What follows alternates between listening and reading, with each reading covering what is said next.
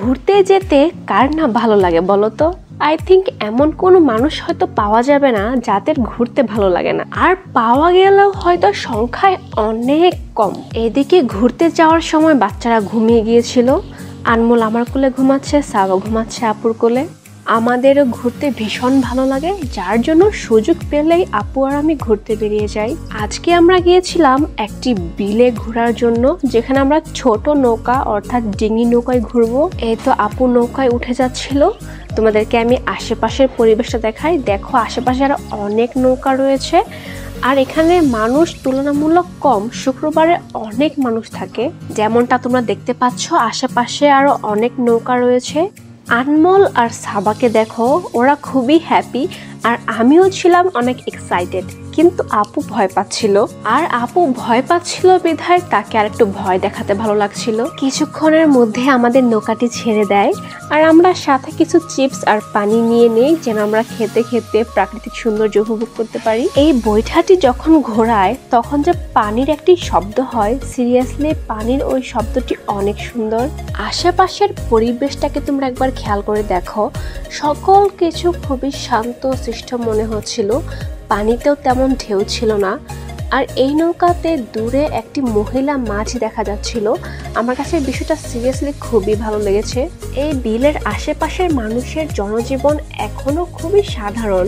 ওই দিন আমাদের আসতে আসতে রাত হয়ে যায়, তো আমরা আসার সময় খেয়াল করেছিলাম আশেপাশে যে বাড়িঘর ছিল ওইগুলোতে কারেন্ট ছিল না, আর ওই বাড়ি ঘরের মানুষগুলো সবাই বাহিরে চলে এসেছিল। মাচার মতো একটি বসার জায়গা ছিল, আর ওইগুলোর উপর সবাই বসেছিল, হাত পাখা দিয়ে বাতাস করছিল। এই বিষয়গুলো দেখে আমাদের সত্যি খুবই ভালো লেগেছিল। চিপস খাওয়ার পর চিপসের প্যাকেটটা কই ফেলবো মামাকে জিজ্ঞেস করলাম, তো মাঝি মামা বলল পানিতে ফেলে দেন। তো আমি বললাম, মামা পানিতে কেন? আপনার কাছে একটি ঝুড়ি বা পলিথিন রাখলেই তো ভালো হয়। পরে মামা বলে ওঠে, যারা আসে সবাই পানিতেই ফেলে দেয়। এই কাজটি করা কি ঠিক? একদমই ঠিক নয়। তোমরা কেউ এমন করো না প্লিজ। চিপস খাওয়া শেষ, এখন আমরা পানিতেই হাত ধুয়ে নিলাম। আকাশটা দেখতে খুবই সুন্দর লাগছিল, ক্যামেরায় এতটা সুন্দর ক্যাপচার হয়নি। ওই সকল এলাকায় এখনো মাঝি, জেলে এমন পেশার মানুষ পাওয়া যায়। আনমোল, আপু ওরা তো নৌকায় শুয়ে শুয়ে এনজয় করছিল। আর এদিকে দেখো বিকেল গড়িয়ে সন্ধ্যা হয়ে আসছিল। দূরে ওই ছোট্ট নৌকাটি দেখতে খুবই সুন্দর লাগছে, তাই না? ওই যে দেখো দ্বীপ দেখা যাচ্ছে, এই দ্বীপের নাম হচ্ছে মনপুরা দ্বীপ। ওই দিন ফার্স্ট টাইম আমরা ডিঙি নৌকা অর্থাৎ বৈঠা চালিত নৌকায় উঠেছিলাম, আর কোনো একটি দ্বীপে গিয়েছিলাম। আপু আগে পা বাড়ায় দ্বীপের দিকে, আর এই যে দেখো দ্বীপের সামনে যে বিলটা, ওই বিলের সৌন্দর্য।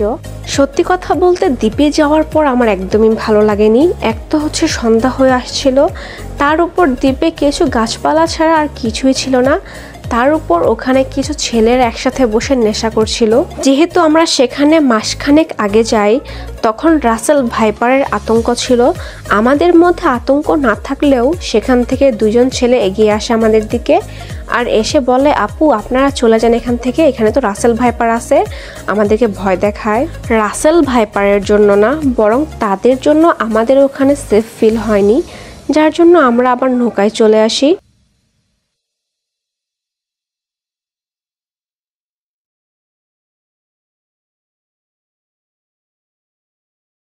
যে কোনো সম্পর্ক হোক, তা ফ্রেন্ডশিপ বা ফ্যামিলি, হওয়া চাই এই কচুরি পানার মতো।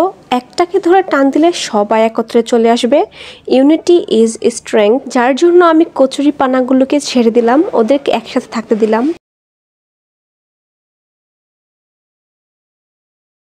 দূরের ওই বোটটিতে একজন হুজুর উড়াধুরা নাচ করতেছিল, ওটা নিয়ে আমরা হাসাহাসি করতেছিলাম।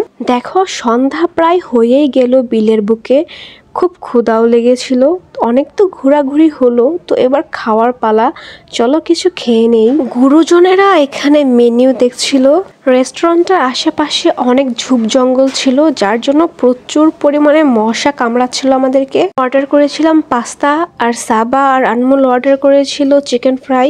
কমেন্ট করে জানিও তোমাদের কেমন লেগেছে আজকের ব্লগটি, আর একটি লাইক করে দিও ভিডিওটিতে, আর চ্যানেলটি সাবস্ক্রাইব করে দিও। আজকের মতো এ পর্যন্তই, টাটা।